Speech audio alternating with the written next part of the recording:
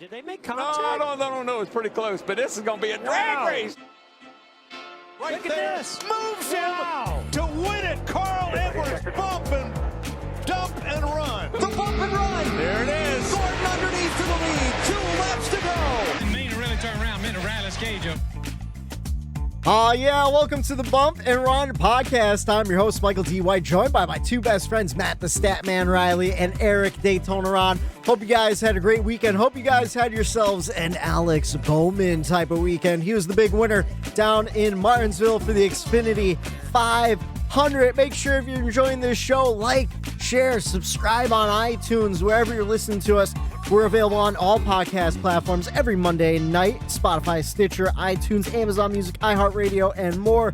And every Tuesday morning, video available on YouTube. Shout out to all the friends of the show. Shout out to our buddy Justin Pierce. He had a double good weekend. His boy Noah Gragson won in Xfinity. His man Alex Bowman won in Cup. We'll break it all down for you. But first, boys, how was your weekends?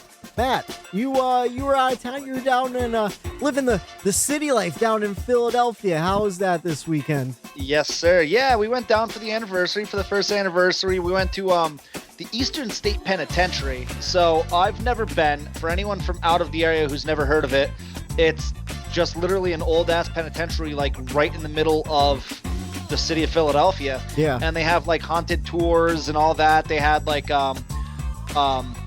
Halloween, like scary, like tours going on and stuff. So we did that, and it was a blast. The one section too, so they mix it up between like the scary, like haunted stuff and like actual tours. Yeah. And the one goes through the cell block where they actually kept Al Capone. Al Capone was held there for like 9 months back in the day, and they still have like his cell set up like just the way like they had it. That's pretty and cool. The guy lived like a king in prison. Well, you got connections like that. Normally you do. Yeah, but it was super awesome. Like it poured on Friday night, which I thought kind of added to like the spookiness of it. How's and it smell in there? I feel like it smelled like real dark and dingy and like an old basement. Yeah, you nailed it. A lot of iron. Yeah. A lot of iron. Yeah, that iron smell.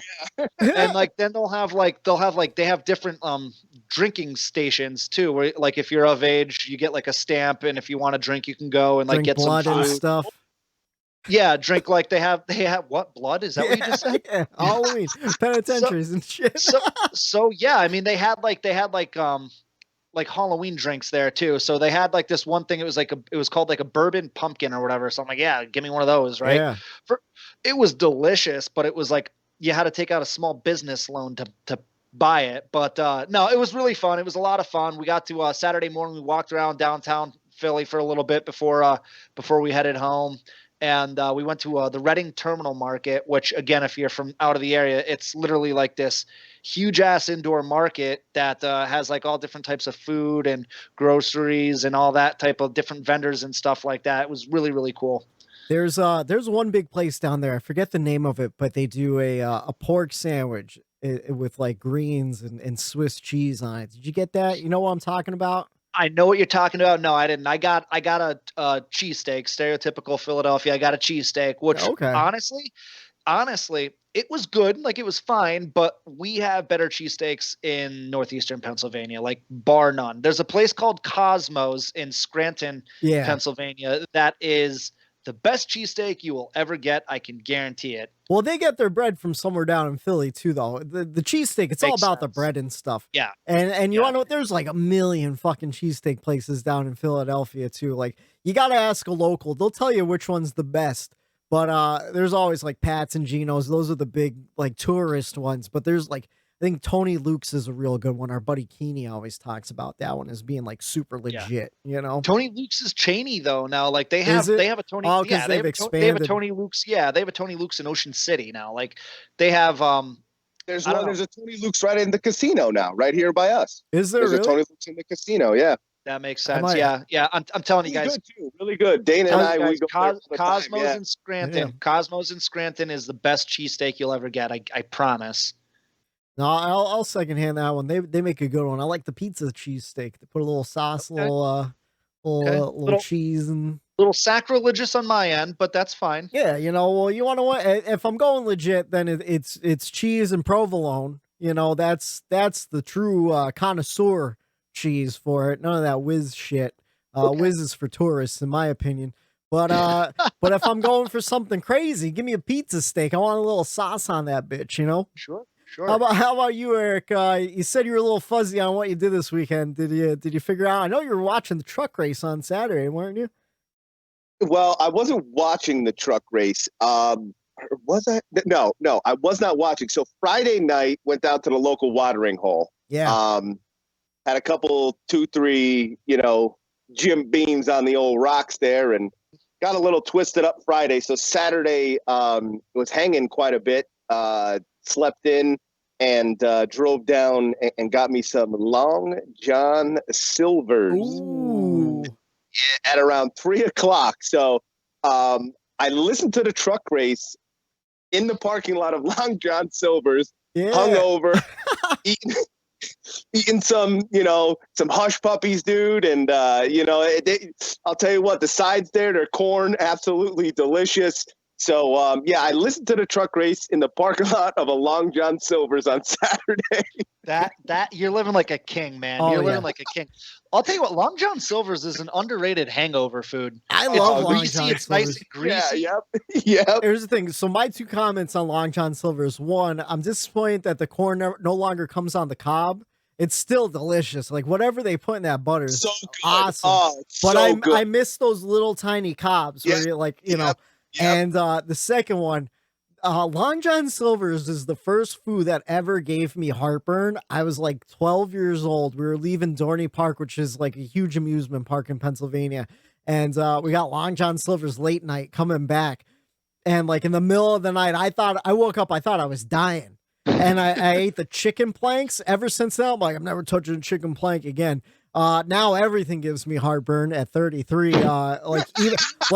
No, legit. Like I won't even have to eat something if I just don't take my heartburn medicine at the same time. A couple hours later, I'm like, man, this doesn't feel good. I probably have an ulcer or something like that. But I still love Long John Silver's though. I'll go to bat for that one. I'll tell you what. So sitting in that parking lot, listening to that truck race, I realized that I haven't listened to a race in a while, and I used to listen to them quite often driving in my pickup truck. And, it was kind of a little nostalgia getting to listen to it. And I always love the call on the radio. And sometimes I do appreciate that more than, the call on the TV broadcast. So it was awesome listening to the drama, especially in the Truck Series race at the end there on the radio. And, got home from there and just, slept the rest of Saturday away. But Sunday, I had my friend Kimmy. She came over, Shredder's wife, and she's a Logano fan. So it was nice to send her packing when that race was over, and get her the hell out of here in that 22 car. So that was always bricks, nice Kimmy. To send. Get out of here, Kimmy. Take that 22 shirt and hit the road. Well, your boy sitting in a Long John Silver's parking lot, hungover, listening to a NASCAR race on the radio, wondering what life decisions led you to this exact moment. I mean, it all starts with Jim Beam at some point, That's right. Act like you haven't been there, Matt. Really, stick up your nose at us. Yeah. No, I've been there plenty of times. I just think it's hilarious the way Eric put it. It's just awesome. I tell you what, though, he's right. They do add just a different element listening to those races on the radio. Mm-hmm. They do a great job of painting a picture. It was a wild one, though. I myself, I had a pretty quiet weekend. Went to dinner Saturday night with my girlfriend and her family, and then Sunday, I missed like the first part, like the first half of stage 1. I was repairing our couch. Like a piece, like I don't know what And happened. you thought the start of the Martinsville race was the time to repair the Well, couch? What is wrong with you? The last couple of weeks, you've been slipping, brother. No, you've been slipping. So I started at like noon. It just took me forever because like I didn't want to mess up the couch too bad. But like the middle was sagging. I'm like, oh, well, the springs are fine. Like, I wonder what's going on. So I flipped it forward and it has like that black like fabric or whatever. I had to pull out about 1 million staples because I didn't want to rip it or anything. So I got a little staple puller. I was pulling them out. That took like an hour. And then I found like one little bracing was like kind of snapped in half. The front of the couch, it's got 1 million fucking nails holding the front brace. The back brace had 2 bolts and that was it. And the center was like snapped out. So I pushed it forward and I drilled some new holes. I fixed the couch. I was real fucking proud of myself. I don't even know how I did it. At least you fixed it. At least you fixed it. But like, I'm proud of you, buddy. But as I was like, the reason why it took so long too, and I kind of got into the beginning of the race was I didn't have my drill charged. So I was like charging it for like 5 minutes, drill one hole, charge it again, drill another. Rookie mistake. You know, so I was like watching the start of the race on my phone, but also like trying to get that all done. But by the end of stage 1, I was back in business, sitting on the couch, baby, right in the center. I was like an inch higher than I had been for the last couple of weeks. So I was pretty pumped about that. These 2:00 starts, man, they messed me up though. I'm used to these. You'll have plenty of time coming up after next weekend to work on couches. That's true. But you want to know what? I was surprised. I've never looked inside of a couch. It's all like kind of cheap plywood and stuff. I'm pretty sure I could build nicer furniture in my backyard or in my basement. I know exactly what you're talking about, dude, because I just smashed one apart in my lawn about a month and a half ago and I burned it in the yard. Yeah. And dude, it was That's literally redneck shit. Dude, it was a whole sectional couch, dude. Oh my God. I'll tell you what, Whitey, you're not wrong, dude. There was 1 million staples. All that couch was staples. Little 1.5 shims that were stapled together and felt. It was just felt and little like staples and shims. I'm like, how was I ever sitting on this couch? And the thing is, they charge like $1,200 for an inexpensive couch, and then it's like $5,000 for a real nice couch. It's insane. We just bought a sectional for the new house, and I know how much sectionals cost. And for what they are, when you break it down, they're way overpriced. Yeah, mate. You want to know what? We're in the wrong business. We got to start making furniture.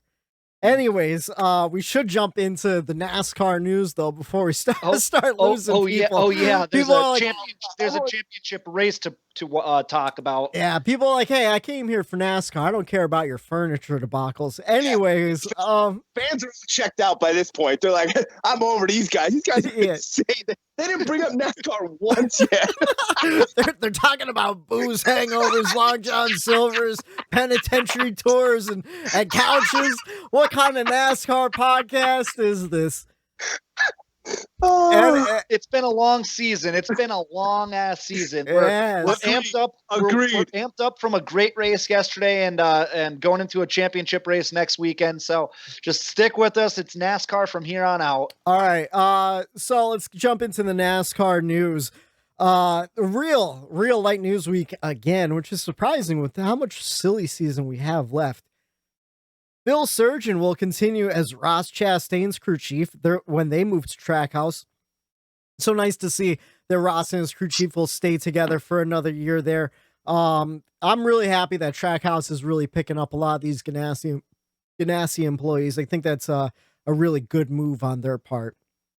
Yeah, continuity with crew chief and driver is important, especially because like those two have showed glimpses of having really good runs this year. So that is good to see. Just keep building on that momentum together, because like it takes a long time for a crew chief and a driver to figure out each other's language and stuff, figure out what they need out of cars. So and like you said, Ross has been having great runs this year. Stuart Friesen is going to be testing the next gen car on dirt. No date yet, but I'm excited to hear that. He is one of the better dirt drivers, especially down in the truck series. He did great at Bristol Dirt in the Cup Series too, this past year. So he's going to be doing some. Oh, sorry, Waddy. He had a shot. He had a shot at that race, and when I was listening to him in my truck, like he is one of those truck guys that I root for. He's kind of like my guy in the truck series in a way. I watched him do a lot of those one-up dirt races when they first started doing those, and he was awesome there. And, kind of became a bigger Stuart Friesen fan when his wife also tried joining that dirt race. And, my girlfriend was like, oh, wait a minute. Like, she's trying to get into, like, they're kind of a thing. And she's an accomplished dirt driver in her own right, too. Yeah, she's legit. They're semi-local to us. Stuart Friesen does a lot of dirt races in the upstate New York and even the Pennsylvania area. So yeah, I know. I have cousins that I'm friends with on Facebook that are not NASCAR fans, but huge dirt fans. And I've seen them talking about Stuart Friesen before. So yeah, Stuart Friesen's huge in the dirt world. That's kind of crazy how much of a disconnect there is between the dirt world and like NASCAR too. Yeah, like it's a shame. It's a shame. I wish there was more crossover. I think we're getting there though with of course, like Kyle Larson, Christopher Bell, Stuart Friesen, those guys who have made a name for themselves in the dirt world, also running in NASCAR. Kyle Busch will make his Nitro Rallycross debut at the third round of the season in Phoenix this month. We saw Travis Pastrana down in Martinsville promoting that, and I think that's great. And just, again, another guy doing some cross-promotion racing, get some eyes on Nitro Rallycross, and maybe get some of those fans over to NASCAR in the beginning of next season, too. So I think that's a great move. And the final piece of news, late last week, not later this week, late last week, NASCAR 21 Ignition officially launched. And if you've been following on social media, I would advise not to buy it because apparently it's full of all sorts of bugs. I know, Matt, you were really excited to pick it up on Friday until we kind of told you, hey, don't waste your money right now, bud. Yeah. I texted you guys. It was Thursday. I texted you guys like, yo, Ignition comes out today. Like, I'm going to download it. And then once I get back over the weekend from Philly, I'm gonna play it all weekend. You guys are like, no, get on Twitter and look at the horror story. So it just seems like they released the video game that wasn't complete. So that stinks because all the promo videos that they cut leading up to the launch seemed really promising and really, really cool. And apparently they just they weren't ready clearly to have the release yet. So I'm going to wait a while until they clear all those bugs out. Hopefully they do. Yeah, I would definitely wait at least a month or two just to see what happens. I'm always like you. I was like, oh man, this game looks awesome from the trailers. The graphics look sick. They finally got the paint booth right. Like, that's a big thing for me. I want a cool paint booth. And like the NASCAR Heat game sucked for the paint booth and everything. And then I just start hearing these horror stories. Well, one, you could make custom paints, but you can't run them. There's no Xfinity series, no truck series, no stage racing, like all sorts of bugs where like cars will pile up, you'll disappear on screen, just crazy stuff. So if you're thinking about getting NASCAR 21 Ignition, I'd probably wait a while to see if they fix it through updates. But that's all the NASCAR news I have for this week so far. You guys want to jump into the NASCAR history? I took a glimpse at it. I didn't read all the way through, but I have a feeling this NASCAR history piece is going to make me a little hungry. I read the first word that started with a G, and I stopped. I go, I need to hear I knew exactly where it was going, and I stopped. We're talking the glizzies, bud.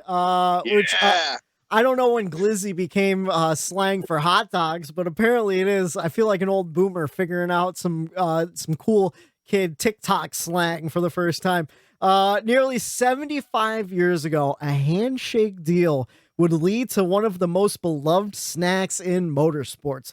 From Richard Petty to Dale Earnhardt and their children after them, it seemed every driver, crew member, media personality, and fan have a warm spot in their heart for the Martinsville Hot Dog. For just $2, which is insane price in this day and age for any food item, especially at a sporting event. Like, could you imagine going to a baseball game and getting $2 hot dogs? That's like a special night on a Wednesday to attract people in on a weekday. Like, you don't get $2 hot dogs. And the NASCAR Martinsville Hot Dog, well, if you get it with the works, you're getting a steam bun, a bright red, almost sweet hot dog topped with mustard, chili, a vinegar-based slaw, and onions. The perfect track food. But in 2015, there was a controversy. For the first time in nearly 7 decades, the hot dogs weren't supplied by Jesse Jones, which was a Virginia-based company. They switched them to Valleydale Hot Dogs, a subsidiary of Smithfield. I wonder if Eric Almirola had some hands in that. 2015, I think he was running for Petty Motorsports at that time. Maybe he was greasing some palms with some hot dog grease. Another greasy deal, Eric. Another greasy deal. Another greasy deal. But not many could tell the difference. But there were some diehards they were fired up about it. They were complaining like crazy.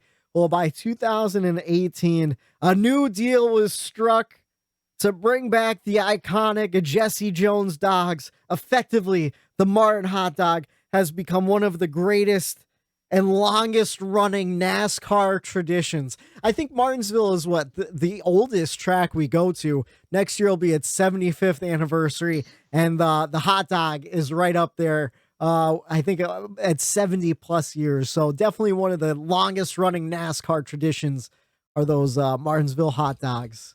So I know that the three of us have yet to go to Martinsville. It's one of the tracks on the East Coast that we haven't gone to. Yeah. And I think it's only it's reasonable, 5-6 About hour 7 drive. hours.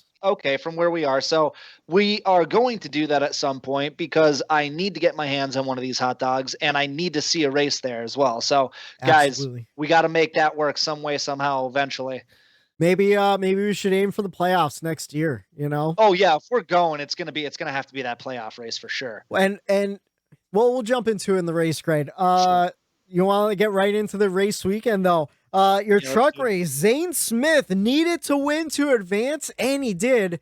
Same story in Xfinity for Noah Gragson, also in a must-win situation. Got it done at the paperclip. Did you see him shotgunning that beer? Yeah.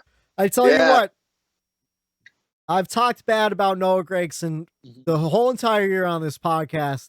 I'm a Hemrick fan. I wanted to see Hemrick win, but I tell you what, I give props to Noah Gragson. He got it done. He did it clean too. His car looked clean after that race, and that boy could shotgun a beer. So he's gaining 8 points in my heart. I thought the same thing, Whitey. I thought the same exact thing. I'm like, you know what? For all of the, bad words that came out of, I think all of our, mouths on this show. Yeah. The last couple of weeks, actually, he let his driving do the talking rather than his mouth. And, he actually put it down on the racetrack and got it done. And he did really impress me. And like you said, Whitey, he gained a few notches, in my mind, as far as moving forward. That's called maturity, boys. I think it's, it took him a little. He's still so young. I mean, he's got to be only 21, 22, 23. I think he's like a fresh 21, 22. Yeah. I mean, look at what like us idiots were doing at 21, 22 or early 20s, so we almost forget about that with some of these guys because they're in the national spotlight. Not to make excuses for any of them when something dumb is said or done, but they are still so young. So I know where all of us were in our early 20s. So we should really lay off on some of our criticism because we've all been there. But he's impressive. And another thing too, Whitey, is with Hemrick.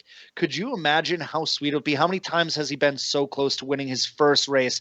Just hasn't got there. Phoenix and gets that championship. Yes, dude. Oh how awesome would that be? What a way to end your run with Joe Gibbs Racing too over there, because he's moving over to college next year. And, that's right. And I just looked, Noah Gregson's 23. So 10 years younger than us. And I can tell you, we were doing some dumb stuff 10 years ago and we weren't in the spotlight either. So he gets a little bit of a pass for that. You're right. We never really think about how young some of these guys are. But I would love to see Hemrick win a championship next week. I wouldn't even mind if he didn't win a race and he won a championship. I think that would be even funnier, gets a second place finish. Some guy outside of the the championship 4-1 at Phoenix, and Hemrick walks away with a championship without ever winning a race. I think that would be pretty funny, actually. Oh, I saw the social media birds all over that story today, Whitey. I saw everyone like, oh, this is, controversy of the whole weekend and how certain drivers are driving in the truck series all the way through. Someone's like, all said and done, like we could have Xfinity champion that never won a national series race, and it's like, how insane is that? kind of exposes the whole system, Yeah, it does. I mean, that would probably be a little bitter, but I don't think still it's a good gonna... headline. It's still a headline. Yeah. You know what I mean? Like, I feel like I don't think it's going to shake out that way, but if it does, hey, I mean, look at Matty Crafton last year backing his way into the Truck Series championship race, and then he wins the championship. So I mean, things happen. Matty Crafton's in it again this year. Good for him. I mean, you have to be consistent to get there, anyways. So it's not like he's a terrible driver. You just can't get it done. But someone who can get it done, someone who got it done 4 times this year. Alex Bowman, he pushed Denny Hamlin out of the way for his 4th win of the season. And old James Dennis Hamlin called him a hack. He did? When did that happen? I missed that. It was a little post-race interview. Wasn't wasn't like a big story, was it? Nah, I think they barely touched on it. I don't think anyone really heard that interview. But there was some post-race action. During the race, though, we had 15 cautions for 91 laps, 15 lead changes among 7 different drivers. And your top 5, of course, was Alex Bowman, Kyle Busch, Brad Keselowski, Martin Truex Jr., and William Byron. And what did you guys think of the race? What did you guys think about Martinsville? Matt, you want to give us your race grade? Yeah, I gave it an A-. Okay. So I don't know if we ever talked about it on the show, but I know I've talked to you guys about it. I had a skunk get stuck in my basement a couple of weeks ago. Yeah. Okay. Yeah. I was watching this race and smelled something awful, thinking that the skunk got in again. Yeah. No, it was just the first 2 stages of the race that stunk. Oh, you got me. You got me. Wow. But the 3rd stage rolled around and it was like a whole new race. And we had the battles that we wanted. We had the drama that we wanted. It was the Martinsville that I've fallen in love with, and it was everything I wanted. It just took a little while to get there. I don't know if that was just maybe the guys being cautious, waiting to try to get to the end of let's get to the end of the race before all hell breaks loose. But the third stage saved this race, and the final 30 laps in particular was about as fun as it gets in NASCAR, with all the different battles. So I gave it an A-. And pretty much all because of that 3rd stage. No, and you know what? That 3rd stage definitely saved the race for me as well. Usually Eric goes, I'm giving it a B+. It was really just the final 100 laps. But if you think about it, that 3rd stage was longer than the truck race and almost as long as the Xfinity Series race in itself. So 500 miles is just a long, long day to begin with. And the trend for me lately has just been a little disengaged with the racing. And I was having a hard time on Sunday getting sucked into it. And then I think maybe it was the Martin Truex Jr. issue. Like he slipped up and it was before his nose got caved in. But Matt, you're like, oh, here we go, boys. And they're starting to pick up. And I'm like, yeah, now here we go. Because you start watching that points meter and stuff. We got all the typical drama at the end that you see during a cutoff race. Plus it's Martinsville. So I gave it a B+. How about you, Eric? What'd you give it? Yeah, I gave it a B+ as well. Just too long in the beginning to get really things moving. And I agree with you, Matt, as far as I think the drivers were a little cautious in the beginning. They all wanted to take care of their rides until, that first caution comes out. Make your adjustments. Now we'll see what this race is going to dictate and where this is going to unfold. So I think circumstances had a lot to do with the beginning of that race. But, there were a lot of, I was tuned in just because, Eric Jones runs well at these short tracks and he was having a good day. So that kept me in tune more than, the previous 2 races were. So that kept me locked in. But that even being said, it was still kind of just like, okay, they're going around. Here it is. Oh, there's still 60 laps left in this stage. And like the three of us who were watching the race together, I'm like, you guys want to get like a card game going, like while there's races on in the background? Like it just wasn't like fully, had me immersed into it until, that last stage. But, that last stage was absolute, entertainment. That's just what you want to see. And, it just took a little while for those points battles to really, to really come about. And I wish that started a little bit sooner. And then even with the Denny thing, he was so locked in, that almost didn't matter until the end as well. So like, for me, if I'm being honest, I'll get into it a little bit later on in the checkers and wreckers segment of why I think that I was tuned out in the beginning of that race. But overall, the end did save it. But it didn't do enough for me to get that into the A category just because of the length. I think the season has a toll on this as well. And like we talked last week, the length and it just, I wish there was a little bit more. And like I said, I'll touch on that a little bit later on, which I think could have given it that A scoring. Yeah, I think another thing that was in their minds too is like the old adage, like you can't win the race in the first two stages, but you can certainly lose it. Exactly. And I think that had a lot to do with it as well, that they were just taking care of things until it was time to get down to business. Yeah, like let's that. Get down. Let's get down to business. That whole like first, second stage, really the only kind of drama with any playoff drivers was the whole Ryan Blaney stuff. And it seemed like his car was just, they didn't bring a good car that week, like. Well, something else happened to him too. No, I'll get into it.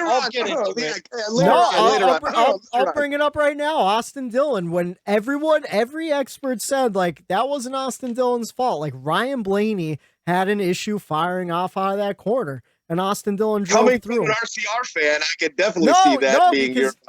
You want to know why? Because I agreed with you guys in the moment when it happened, and then watching the replays and hearing everyone talk on Sirius XM today, it seemed like he didn't have it in his car. Like there was something wrong with his car. Whitey, you might want to take 3 or 4 minutes when it gets to my wreckers this week. Yeah. I'm just saying. Yeah. All right. Same. Go ahead. Same. Go grab a beer out of the fridge or something. I'm just saying, watch the replay back again and see how Blaney's car was before that happened. It does, but see.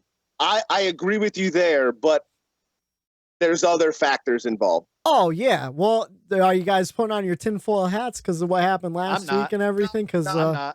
We'll get into it. We'll get into it. Okay. We'll get into it. All right. Well, let's jump right into checkers and wreckers then. Give us your checkers and wreckers, Matt. We'll start with you. Since we're already kind of jumping in. We'll start with the positive. We'll start with my checkers, and it goes to NBC and the way they covered the final 30 laps of that race. Yeah. Oh my God. So that could have been a big cluster because there was so much going on, right? With the playoff drivers and everything, the lead. They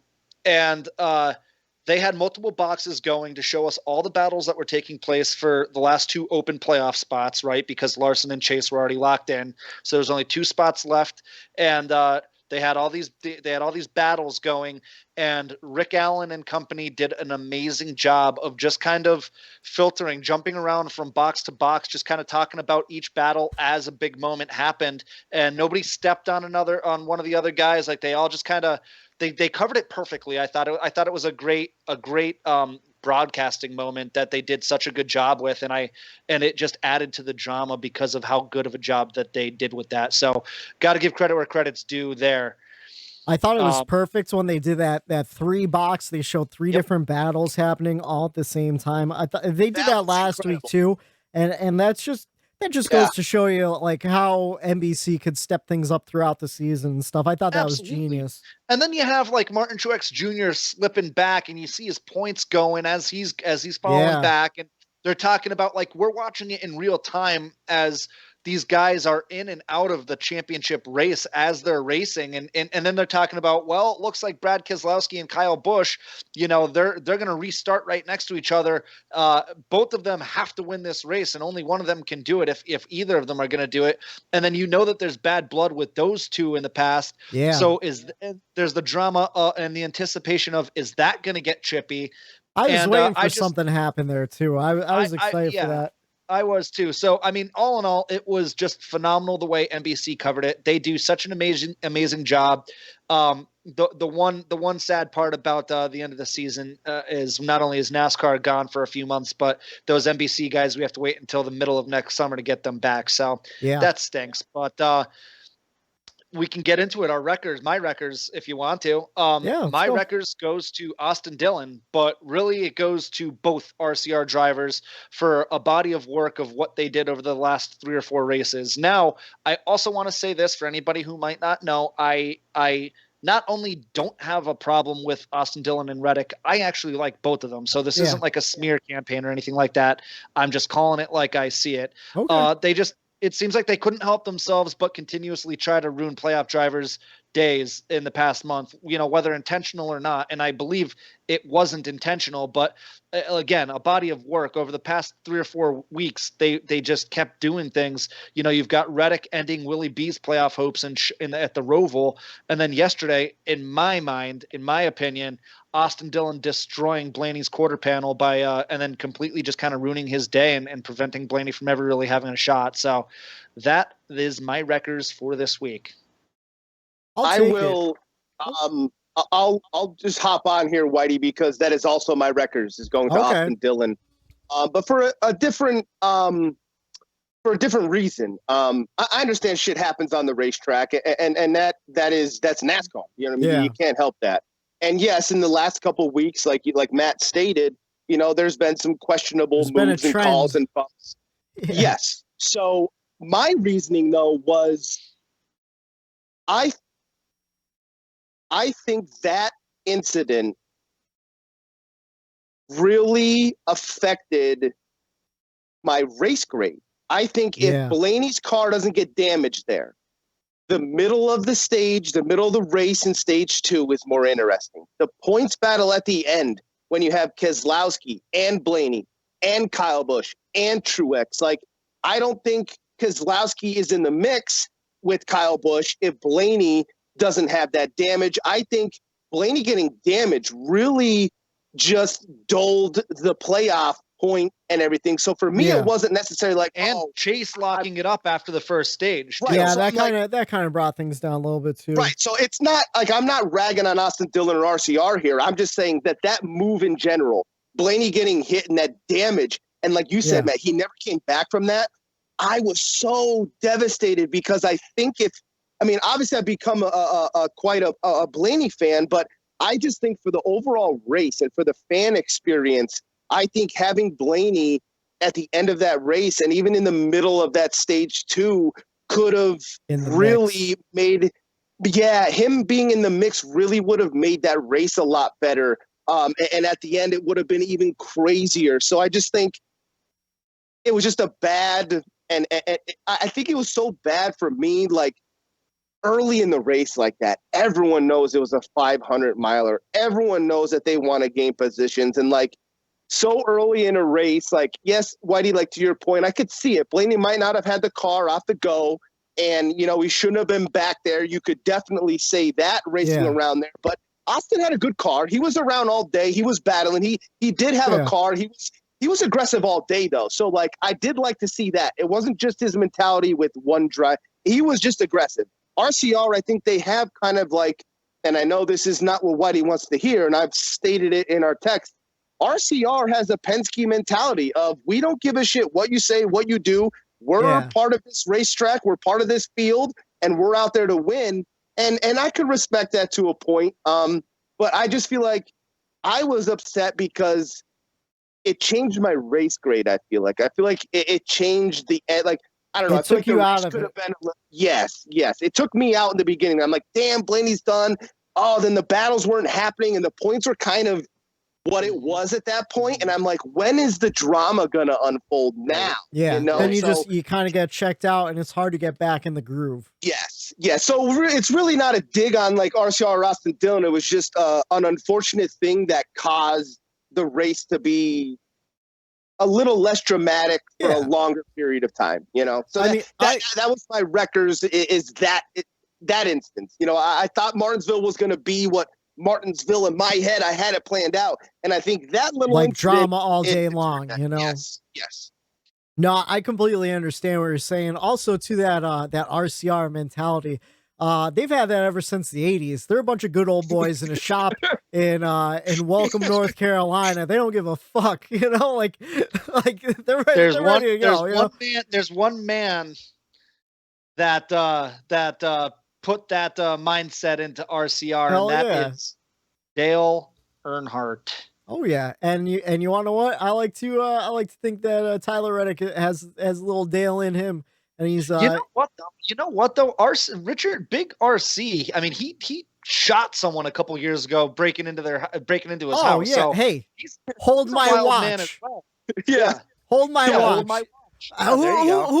Who did he fight? Who was that? Oh man. The hold my watch story was my God, it's a famous story, and I'm having a hard time with it. Was it Kyle Busch? It might have been. It might have been. I think so. It might have been when Kyle Busch was first starting out, something like that. It might have even been in the Xfinity series. Well, here, how about this? I'll give my check into that, Whitey, while I go with my checkers, because it kind of goes with Matt. I'm going with NASCAR. Not stepping in after all of this drama in all the series. They're just letting it go down. I just think they would have been stepping on their own toes if they did dish out a penalty or, you know, have some repercussions for some of this stuff. Because in my mind, the whole chase format is what we have. This is what NASCAR wanted. So if this is what NASCAR wanted, and they set a fine out, or they told someone, nope, you get docked points, you're stepping on your own toes there, because the chase is supposed to create this drama. And I like that NASCAR let the drama unfold, and they didn't step in. They said, you know what? This is what we wanted. This is what you got. Yeah. And let's go on from here. So I applaud NASCAR for staying out of it this time and saying, hey, this is what the chase is. It's entertainment. Were you not entertained? Exactly. Yeah. It was phenomenal. Go ahead. So the Hold My Watch story happened in 2011. Richard Childress got into an altercation with Kyle Busch in the garage at Kansas after a Truck Series race. Childress was fined $150,000 and placed on probation for the rest of the season. That happened in June of 2011. So for the whole rest of the season, he was on probation because he beat up Kyle Busch. And Richard Childress was probably like 60 some years old at the time.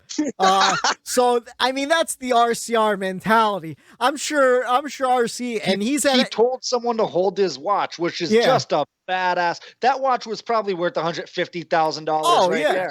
It was like a high end Rolex, and Rolex are high end to begin with. So he probably had like a $25,000 Submariner or something like that. He's like, I don't want to get this scratched up on this young guy while I whoop Kyle Busch's ass. It's like, man, I think your dad said it. He's still got one more good one left in him, right? Like he tells me that all the time. I don't know why he tells me that.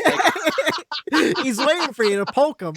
He wants it. He's like, I'm gonna get you. You're talking shit on the podcast. He's gonna come for you. Right at the Thanksgiving table. But I mean, Richard Childress, he's at every single race too. Regardless, he's up in the spotter stands watching. You don't think he's in people's ears like, hey, respect that. He's like, I do respect that. Hey, you don't let them step over you. So like, you know, they got that mentality. But honestly, I don't think all these incidents, they're just kind of like, it's all circumstantial stuff. I don't think any of it was like malicious or anything. No. Penske though, they'll block their own people. Brad Keselowski and Joey Logano were bumping quarter panels in Martinsville. I'll be honest with you too. One of the reasons why that was my wreckers, this is a little bit of a cop out, I guess you can call it, but whatever, is I wasn't going to wreck Denny Hamlin for anything that happened, because just like Eric said, right, this is the drama that the playoffs produce. Right. We can't get upset when that stuff happens, because that's the entertainment value that we're looking for. So let it go. Like, let them, if they want to get bats out and start beating each other on the front stretch after the race, let them do it. Who cares? So I wasn't about to touch that. And then there was a couple questionable things in some post-race interviews, but I wasn't going to touch any of that as well. Yeah. No. So I went with the Austin Dillon move. Well, I am going to wreck Denny, but first I'm going to give you my checkers. It goes to, and you might be surprised by this, Brad Keselowski. I love this, Whitey. I wanted this to be mine. And when I read the outline today, I was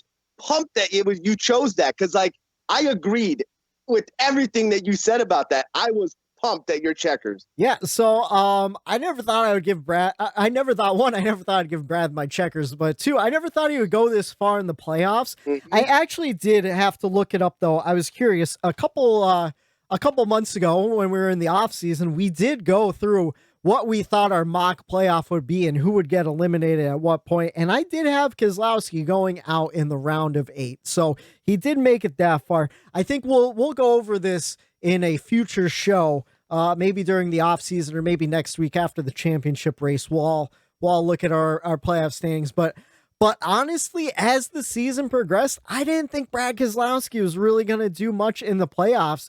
And you know, because his regular season performance just wasn't there. But I mean, I think that there was at a point where I thought Brad could win yesterday and get himself into the championship 4. And I was kind of hoping for it. I wanted to see him shake it up and run for a championship in his last year at Penske. I mean, it's a lame duck year for him. You don't really expect much from a driver exiting an organization like that. And I was just really impressed with his day and his playoff run in general. He was super consistent when he could be. I feel like Penske kind of screwed him by giving him kind of bunk stuff. You know, we saw some brake failures in some past races and everything, especially at road courses, which usually Brad Keselowski is running up front during road courses. And it seems he spun out every single road course, especially in the playoffs. So just to make this run and to have the run he did yesterday, I had to give it to Brad Keselowski. I mean, I'm surprised he didn't try dumping Kyle Busch and Denny at some point to get that win. You know, honest to God, Brady. And honestly, I wouldn't fault him for it. I'd be like, yeah, he did what he had to do. I wanted to. Yeah. I wanted, like, I was like, so before the race even started, the warm-up laps are going, the cars are they're heating their tires up. I turned to my girlfriend, Dana, and I go, you know what? I go, this is one of those races that Brad Keselowski is going to win. Yeah. Because, like, it's just one of those races. I go, watch for Brad Keselowski today. So, like, the whole race, her and I were, like, had our eyes on Brad, and we're like, on some of those restarts, he went from, like, 16th to 5th. Yeah. Quick. Oh, yeah. 16th to 5th. Quick. And we're like, oh, man. And at the end, I'm going, oh, my God, he's there. I go, Brad, I told you Brad could win this race. And I'm going, he's not going to be at Penske next year. Yeah. He has basically got the go-ahead to dump and run anybody here. I'm going, he's going to do it. Yeah. I'm going, he's going to put somebody into the wall. And I'm going, this is going to be amazing, right? And, like, he honestly, this championship run that he did here, it just impressed me. It was just absolutely phenomenal what Brad did. And I had him written off like he did nothing. Oh no, we lost Eric's audio. We lost your audio.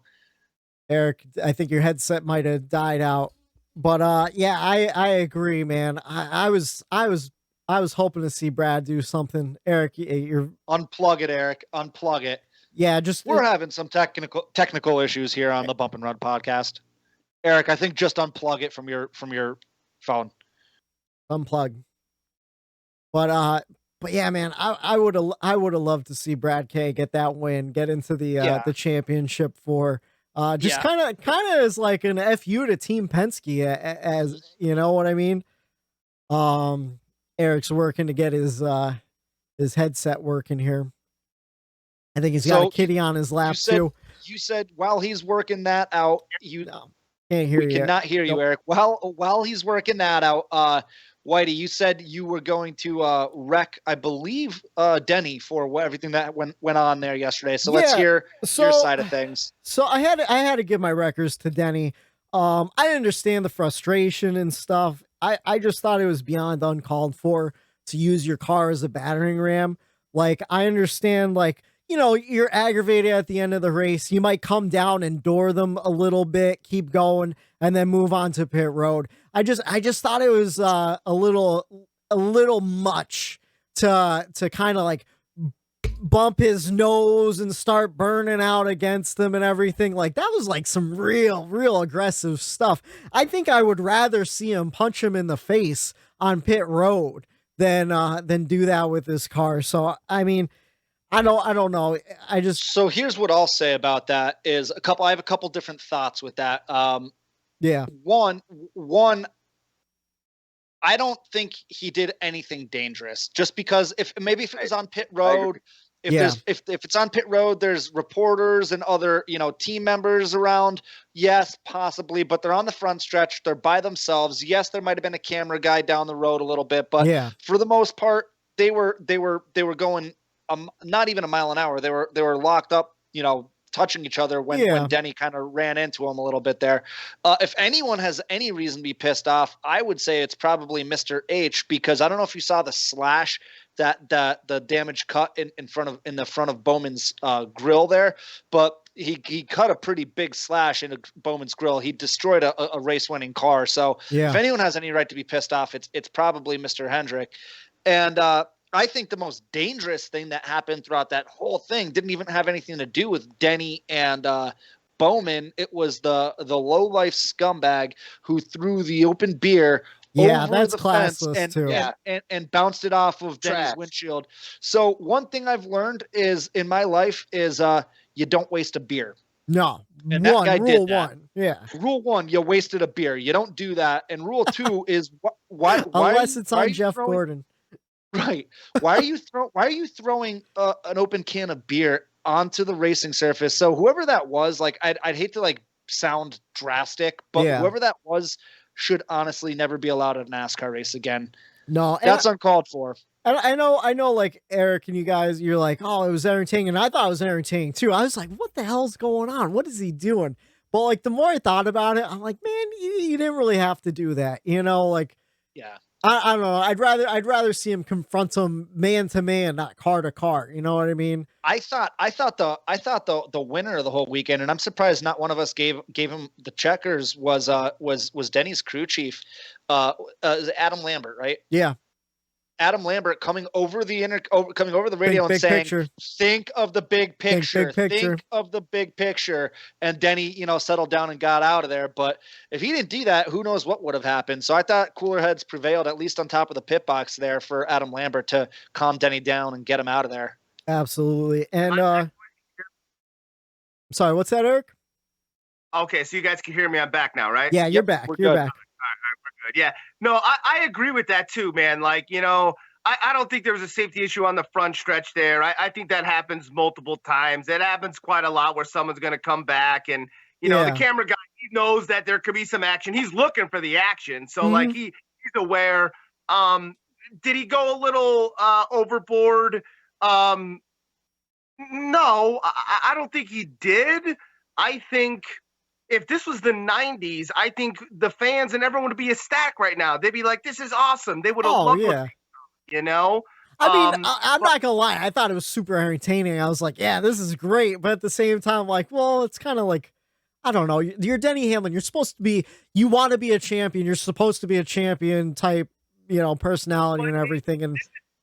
And you're pulling Quinn Half's type stuff, like him spinning people out on the caution lap, you know, like that to me was reminiscent of like Kyle Busch putting Ron Hornaday into the wall during cautions and stuff. It's just like little things like that. You don't use your car as a weapon. I understand they're going slow. It's on the front stretch. And it's kind of like they're barely moving, but still, it's like, it's just not the mindset of it, but it's like the principle of the thing. It's the principle of the gesture, you know?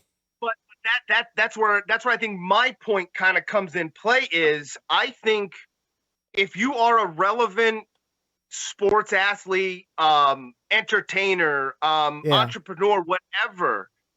In today's world, you're fighting a 24-hour news cycle that you got to get a little piece of. Yeah, you have that's to get true. the attention of somebody. So, like, yeah, Denny's an owner. Yeah, Denny's one of the main, veterans of the sport.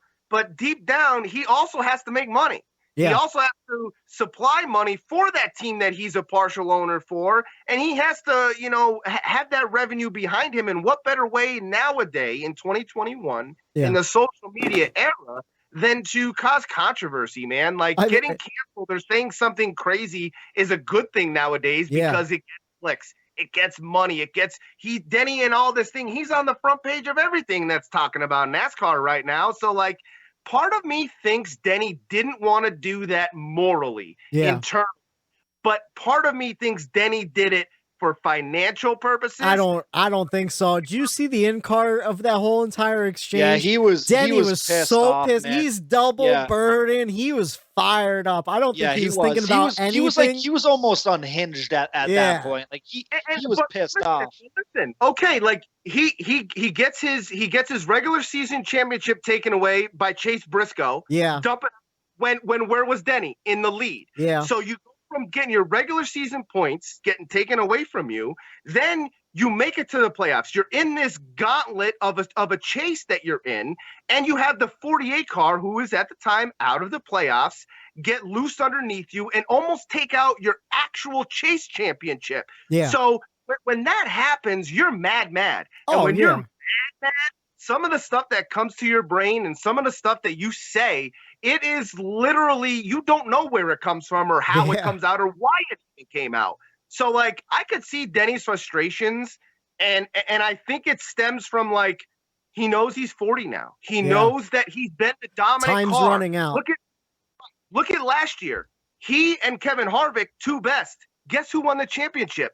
Neither of them. Yeah. So this year, him and Larson, the best. Guess who could win the championship?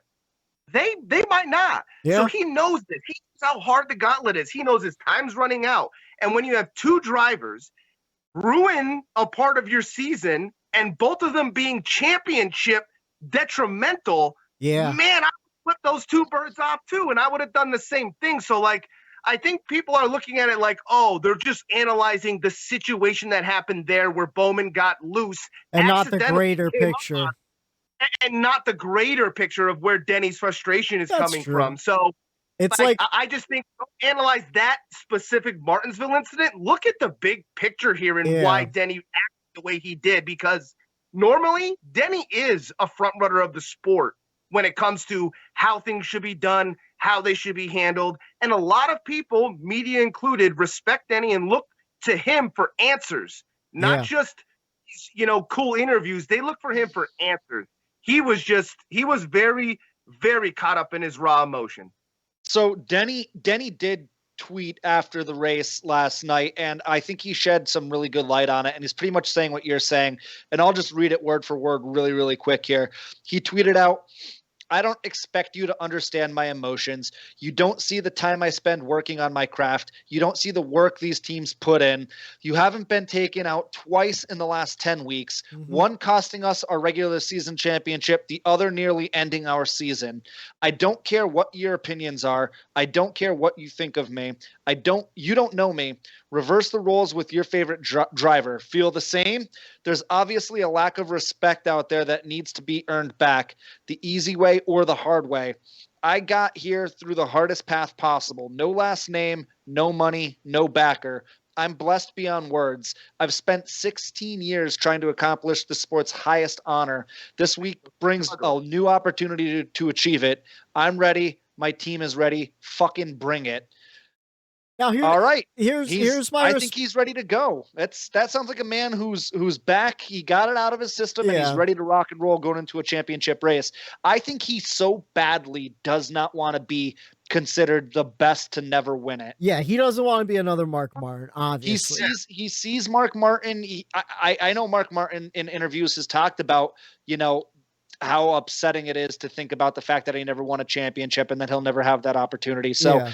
Denny doesn't want to be that. So I get it, man. I totally get it. My whole thought process here though is like look at the guy that's you're all fired up on. It's Alex Bowman. Like that guy is not out there stepping on toes on purpose and being disrespectful. He's probably one of the more clean racers out there. He's one of the more respectful racers out there. Yeah. And just like Denny, no name, no backing, drove the literal pieces of shit on the road. He drove simulator for Hendrick until Junior got taken out with concussions and gave him the opportunity. Yeah. So like, I mean, I don't think it was a Bowman thing at that time. I think it could have been snowball. Anybody. Yeah, giant snowball. But I think NASCAR, they wanted this. Absolutely. Like NASCAR doesn't care about Denny's, mental health, whether he's got personal. He doesn't care about his personal shit going on. They just want, until they stop interviewing people. Everyone gets mad when Joe Rogan goes in and interviews a fighter right when he gets knocked out because he has no idea what he's doing. He's going to say the wildest shit. Why are you lost a championship fight? Same thing with this. Like maybe they'll, until they reconsider interviewing a driver right after a race like Martinsville on the fucking track, right as the checkered goes across, like you're putting a microphone in that guy's face. He's gonna say some wild shit, man. And like part of me feels like NASCAR didn't penalize anybody because they knew that's what they were gonna get. Situation. They knew that's what was gonna come from it. So that raw emotion, it's tough to harness and wrangle in that moment. So I think Denny does regret saying some of the things he does deep down. He shouldn't have done it. But at the same time, like, I don't condone what he said as far as Alex Bowman, being a hack. And, I do agree, though. I do agree that he is lacking some talent. Compared to the other four or the other three. Yeah. Yes. Hold on. We'll pause on that because I got something coming up to talk about. But first, I gotta give you my honorable mention checkers. Goes to Alex Bowman's social media team, putting out those hack t-shirts within like 20 minutes. What a genius move. So do you know who that is? That's his spotter, Kevin Hamlin, no relation to Dennis Hamlin. Yeah. He is a partial owner of like some sort of like t-shirt printing company, a marketing company. I think he said it was. And then Alex was driving his daily driver home from the track, and he got the call from Kevin Hamlin, his spotter, and Alex Bowman said to him, we should take that a t-shirt and put the word hack across it. Yeah. And Kevin Hamlin, that was a tongue twister. Kevin Hamlin told Alex, "Hey, bud, why don't you go check your website because they're already posted." Oh shit, that's awesome. Yeah, it was like 20 minutes after the race ended. They were quick with that one, and I guess Alex said that they've sold a ton of them already. So you want to talk about guys making money? Alex is definitely making his money off of you taking the silver lining with that. What could have been perceived as an embarrassing moment when you have one of the best of all time ripping you on national television, He's making money off of it. I hope they do a purple and orange version. I saw someone Photoshop that, and I thought that would have been perfect. But let's see. Let's go through the race notes a little bit, though. It was mostly a Hendrick dominant race between Larson and Elliott leading most of the day, with some sprinkles of Joe Gibbs Racing drivers in there for the first 400 laps or so, and then all sorts of carnage broke loose. We touched on the Blaney. And let's see, Larson got hit with a few speeding tickets. No worries there. He's been locked in for a couple weeks now. That killed his day, though, man. It really did. I think he could have won that race because in that first stage, he was like the Larson that we've seen. Yeah. Man. Those was phenomenal. Yeah, I was surprised not to see him finish well after all that. But that's the thing at Martinsville, like just little mistakes and you get caught behind and everything. Especially, I thought it was weird too, a speeding penalty coming out of the box when he's the first or the last pit box there. Usually you don't see that. Usually you can fire off, no problems. But he also got a speeding ticket pushing Denny. So I think his tack was just way off all day long, layoff. I noticed that too. I thought that was interesting how they brought that up, and I did like that NBC brought that up. Like, hey, like that his this could have been an issue. Yeah. Let's see. Martin Truex Jr. try and hold off Brad Keselowski. He got some damage, but still ended up in fourth. That was interesting too, watching him drop down and Kyle Busch kind of go up, watching where their kind of numbers are bouncing all around. In the end of the day, though, Martin Truex Jr. got the spot he needed to advance to the round of 4. Keselowski charging hard at the end, got into Chase and messed up Chase's day, but he was locked in by stage 1, so no real issue there. Kyle Busch finishing second, just missed out on points. Could you imagine like the frustration in Kyle Busch today where he's like, oh, if Martin just if his car kind of just wasn't ready after that damage, like he would be in today, you know? He was a lot calmer. Yeah. Yeah, but Kyle, he knew that last week. He said last week was the week where I blew it. Yeah. You know, we blew it as a team. So, you know, he said they did everything they had to do today to get up there to try to win. I mean, second place, you know, he seemed like he knew what the season was and where it was going to end. And he was kind of content with it. Like, kind of like us. Like, I think it seemed like Kyle Busch is just ready for this whole thing to be over with, you know? Yeah. Let's see. William Byron, another top 5 finish. Good run out of him again. And we touched on it earlier with RCR. I feel so bad that Byron didn't advance into this round because he would have been doing really well. He would probably be in the championship 4 run right now. Just unfortunate there. Someone I didn't expect to have a good day, and I think we probably should have. Eric Almirola had a 6th place finish, but he always kind of runs pretty well at Martinsville and short tracks like that. So good day for Eric Almirola. Of course, he never made it out of the round of 16. Kurt Busch got a 7th place finish. Another good day out of Kurt. Showing great speed in my fantasy, dude. Let's go. He did good for me in fantasy. There you go.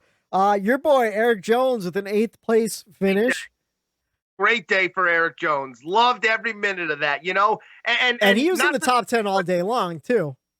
Not to take too much time here to fanboy, but man, I'll tell you what, his last 10 races in this chase, he has really stepped it up at the end here, which to end this gives me promise for next year. Yeah. I think he'll come in there a lot better for next season because he had, I think it was three top 10s and maybe 5 top 15s in these last 10 races. Yeah. And if the races are similar come next season, that's good if he does make that chase.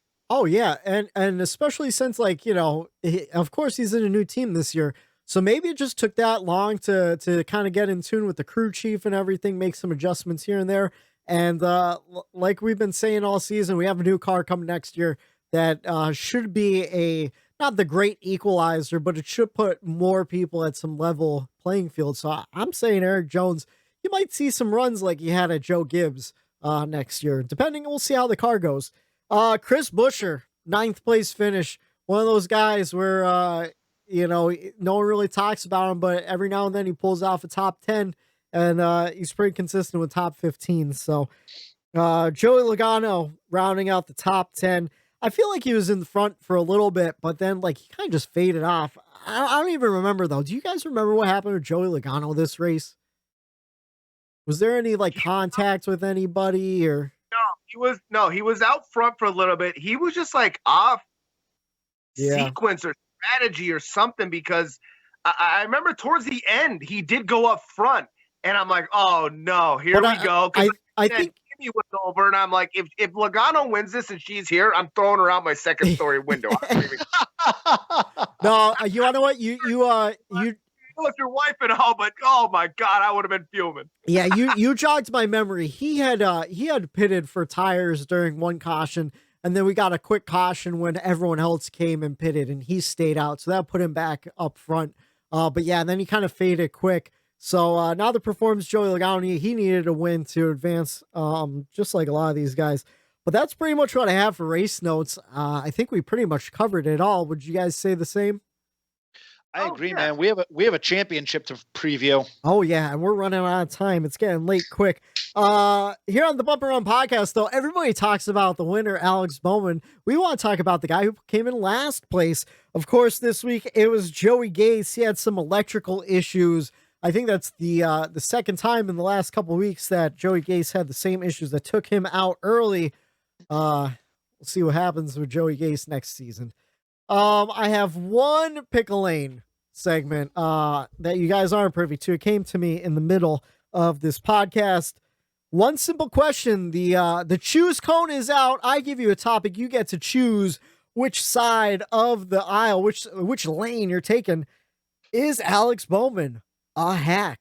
What do you consider a hack in NASCAR? I'll answer that, but before I do, let me just take a quick sip of this 100% refreshingly natural, ice-cold polar seltzer. What flavor are you drinking today, Matt? Today is a delicious raspberry lime. Oh, that's one of my favorites. Just go ahead and take a... Hold on, just... Ooh, sounds nice and cold and refreshing. My mouth is watering. Oh, man. Okay, Alex Bowman, a hack? No, no, he's not a hack. Nobody, even the Ware drivers aren't hacks. Well, maybe I went a little too far there, but no, Alex Bowman is driving for one of the most storied franchises in NASCAR history, Hendrick Motorsports. Again, like you just alluded to 10, 15 minutes ago, he came from nothing. Like, he doesn't have a big name. He didn't come from as far as I know, he didn't come from a huge family backing. He had to scratch and claw his way up to where he is right now. He made a business decision a few years ago to just go be in the Hendrick camp, not even on track. He went to go test simulators for them after being a backmarker driver for a few years in the Cup Series. He decided that was a better career move for him, and he bet on himself, and it paid off in a huge way. So, no, he's got anyone who can win 4 races in a season in the Cup Series is not a hack. No, absolutely not. For me, a hack is like if I mean, Whitey, you didn't have this in the outline. So if I'm going off the top of my head, the first thing that came to my head when you asked this question was a hack to me is a Danica Patrick. Yeah. Somebody that you're bringing in because you know you're going to get the money, the sponsorship. You'll get a decent finish out of it, but enough to make you money and to extend that for years to come. Yeah. Where she belong there? Maybe. Is she going to win races? No. Like, to me, that is a hack. A hack to me is a driver you bring in that's just there to make you money, to bring you sponsorship, to kind of just ride around and just be okay with riding around. Alex Bowman, by all means, is not okay with riding around in that 48 Ally fucking Chevrolet. He's just not. Like he said, like, hey, I've watched this 48 car in Victory Lane at Martinsville before. Yeah. I'm glad to bring it back to Victory Lane. Like, he wants to win. To me, anybody like that is not a hack. So, Bowman, you don't win 4 races if you're a hack. No. I agree with everything you said, except for Danica. I don't think she was a hack. I think she was just a victim of the circumstances and her sponsor's wishes, because I feel like if she had a little bit more time in the Xfinity series to kind of like adjust to the cars and stuff, she would have had a longer and better career than she did in NASCAR Cup. Let me just, NASCAR used her as a hack. Oh, yeah. NASCAR used her as a publicity. Yeah, absolutely. That's kind of where my mind went there. But I agree. I think someone going out there just to collect a paycheck and not really caring, that's a hack. I can't think of anyone by example. But even Alex Bowman during the post interview, like, he seemed like he wasn't elated that he won. He was kind of disappointed in the way he won, you know, and that just goes to show you, like, it wasn't malicious. If it was malicious, he wouldn't give a shit. He'd be like, yeah, 1 o'clock, you know. So I don't think he's a hack either. And like Matt said, anyone with 4 wins in a season is not a hack, even if maybe you don't have as great of a performance as the rest of your teammates. Guess what? His teammates is Chase Elliott, the current defending champion, Kyle Larson, who has the most wins this season, and William Byron, who is 4 years younger than him and is one of those guys that's just coming into his own and was having his career season so far. Like this was Byron's breakout season, you know? So Urban Dictionary's top definition for hack: a person who is a professional at doing some sort of service but does crappy work. Yeah, that doesn't qualify for Eric or Alex Bowman. Sorry. No. I tell you who is a hack car owner, Rick Ware. Perfect segue.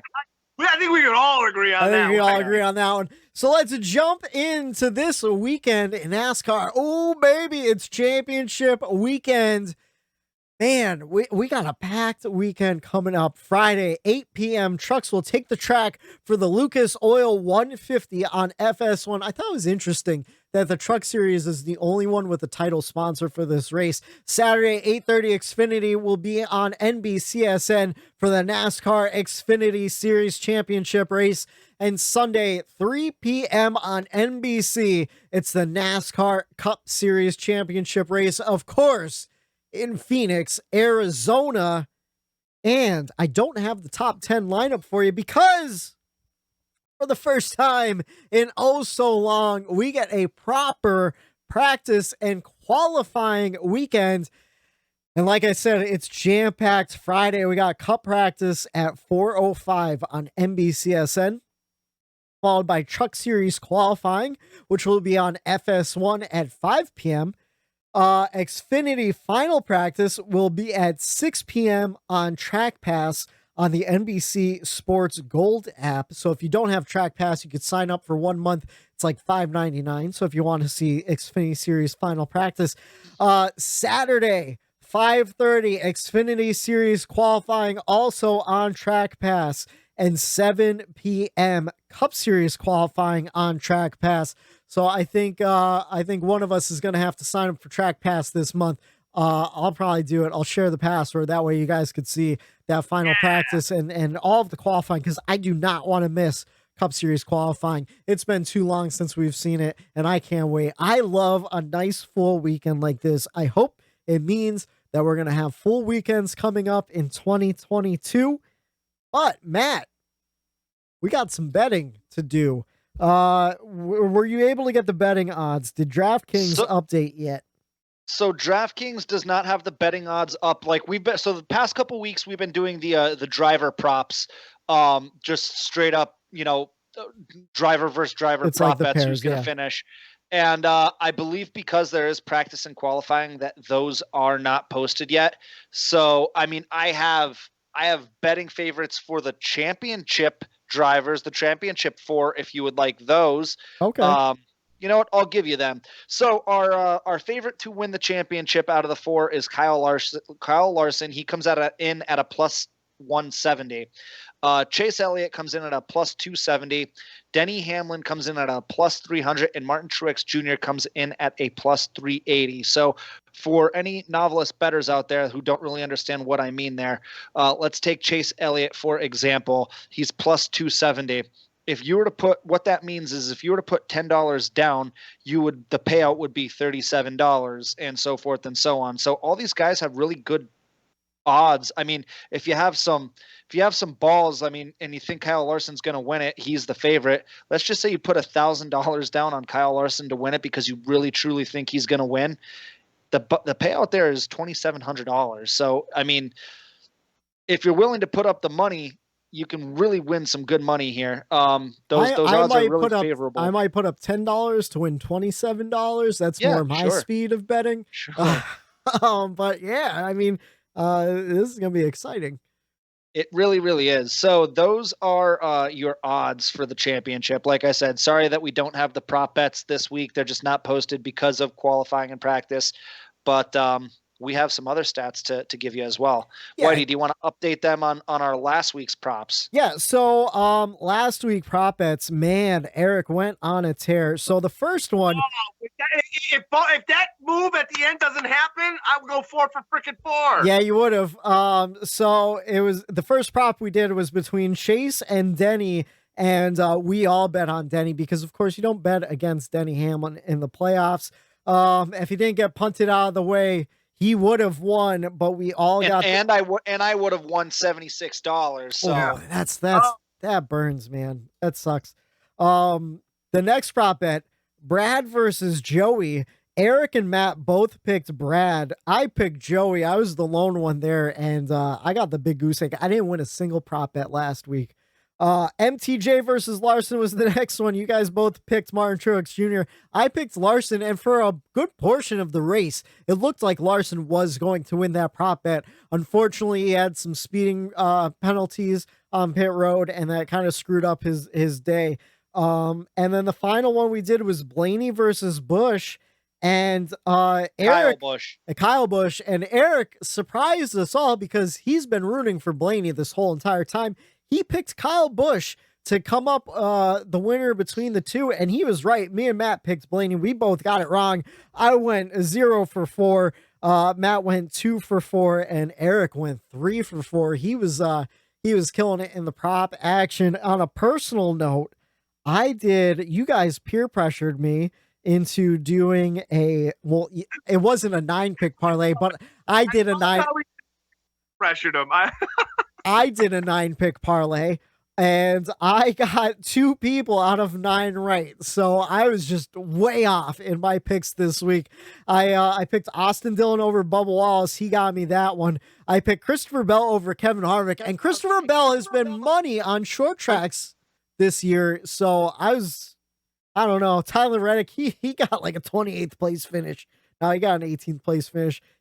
I had him against Eric Almirola. Almirola had 10th place. I was just terrible when it came to prop bets this week. Hopefully coming up this weekend, because now I got the prop bet itch with the Phoenix race. Hopefully I do a little bit better, and hopefully you guys do better. I wish we could give you some guidance here, but DraftKings didn't give us those numbers yet. But Matt has the numbers we need for Phoenix. And guys, this is the championship race, last race of the season. This time next week, we're going to be talking about who our champion is. Maybe it'll be a back-to-back champion in Chase Elliott. We will see. But like I do with every week, I do the last 4 races at the particular track that we're going to. So I went back and I looked at the last 4 race winners here at Phoenix. Yeah. Going back to the playoff race in 19, that would have been Denny Hamlin. The spring race of 20 was Joey Logano. Like I just mentioned, Chase won the championship race last year here, Chase Elliott, and then Martin Truex Jr. won the spring race earlier this year. So just a little something interesting to think about there is 3 out of the 4 drivers, the last 4 drivers to win at Phoenix are in our final 4. So that's interesting. Average finish inside the top 10 over the last 4 races at Phoenix. Joey Logano with a 3.8 average finish. Larson, even though he only ran 3 races instead of the 4 that I qualify for, Larson has a 5th place average finish, and so does Harvick. Brad Keselowski has a 6.8 average finish, and Denny has a 7th place average finish. Only 2 of our 4 championship contenders have an average finish inside the top 10 at Phoenix, so the last 4 races. And then our favorite stat, the top 5 in most points accrued over the last 4 races at Phoenix. Again, Logano leads the way. 185 points accumulated. Harvick in second with 162 points. Dennis Hamlin with 158 points. Keselowski with 153 and Kyle Busch with 147. And then just one note, only one of the championship contenders are on that list. Obviously, that's only Denny.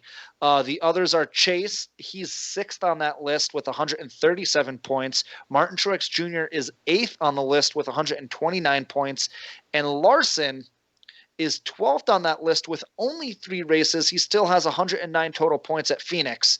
So those are your stats. I cannot wait for this race. I believe I won this week for once, so I am picking last. So you guys are up.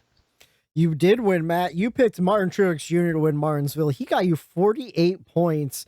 Eric picked Kyle Busch. He got you 42 points. You come in second, and I picked Chase Elliott. He got me 41 points, so we were all super close. Those stage points really helping out. So I go first, Eric goes second, and Matt goes last. So how are we going to do this? Are we picking Who do we think is going to win the race, or who do we think is going to win the championship? So this is for the race, and then I figure we'll all give our picks for the championship afterwards, because I'm sure some of us are going to be on the same wavelength and pick the same person for championship. But the race is more fun, where we're just kind of like, oh, you pick of who's left. Going first, I'm going to go with Martin Truex Jr. He won in the spring. I think he's going to win right now. And I think he's going to be that outsider that stinks up the show for the championship. I think he's going to walk away with a championship, and Larson fans and Hamlin fans are going to be furious about it. I like that. That's been the trend in the sport as of late. Yeah. I'm going to go with Denny Hamlin. I just think Denny is a person that, like we all said, you don't bet against him in the playoffs, and especially the last 2 years, the way he's been running. And now, like Matt said earlier, he kind of made that statement where my team is ready, I'm ready, fucking bring it. Yeah. I think he's going to bring it. Okay. How about you, Matt? Have to go for him, boys. He's my guy. He's in the championship. Again, I'm super excited. He dominated last year. He started in the back. I think he ripped through the field twice last year at Phoenix, and he won the race. He's going to do it again this year. Chase Elliott, I named my dog after you. Go win another championship, buddy. Let's bring it home again. Chase Elliott wins. We'll see if he can go back to back in Phoenix. So obviously I'm still going for the championship pick. I'm picking Martin Truex Jr. for the championship. I think he goes out there, he stinks up the show, and he pisses off a lot of people. How about you, Eric? Are you sticking with your Denny pick? You know what? It was a toss up between Denny and Larson. I just feel like Larson isn't gonna win just because of all the hype. And just in sports, when someone's hyped up so much, they never win. And it's a shame, because he should, but he's my champion in my heart of hearts. We all know how I feel about regular season and playoffs and who I perceive as whatever. And, I just think this is the year, though, that a dominant driver from the regular season does come out and make it through the gauntlet of the chase and wins the championship. As much as I think it's going to be Larson, I think Denny's going to finally get it done. He's going to finally get what he's been wanting for, and why the media, everybody, this interviews have been getting, that's been tearing him down, eating him up mentally. I think he finally does get it. But I think I told you guys about my tinfoil hat, where if, let's say, Denny isn't winning, he knows he's not going to win the championship. He stated in that interview, it would be a tragedy if Denny himself, as he was speaking, or Larson doesn't win the championship based on what went down this season. I think maybe if Denny knows he's not going to win the championship, I think he does whatever he can to make either his teammate Truex or Larson win. I think Denny has something against Chase here where especially with the fan comments, that caught me off guard a little bit. I think my tinfoil hat is, if Denny doesn't have a shot at winning, he prevents Chase Elliott from going back to back. Okay, that's a bold prediction. We'll see how it plays out on Sunday, though. I'm excited if that happens.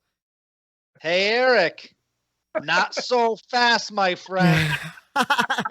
Chase Elliott, again, I'm doubling down. Okay. Chase Elliott is going to win the championship. They have a notebook filled with notes from last year on how they did it. Here's going to be the key, too. I don't care what happens in practice. I don't care what happens in qualifying. If Chase Elliott gets punted to the back of the pack again, they're bringing up a cheated race car. And if you ain't winning, you ain't cheating. I don't care. Bring it. Let's win it again. Let's bring another cup home to Dawsonville. Let's get it, Chase Elliott. Those Hendrick boys, they've been cheating all season. We'll see how it goes in Phoenix this Sunday. Of course, your championship 4, Kyle Larson, Chase Elliott, Martin Truex Jr., And Denny Hamlin, one of those guys, is leaving Phoenix a NASCAR champion. And we will find out 3 p.m. on NBC. And of course, we'll break it all down for you Monday night right here on the Bump and Run podcast. For Matt, the Stat Man Reilly, for Eric Daytona Ron, I'm Michael D. White saying have a good night. Bump and dump and run.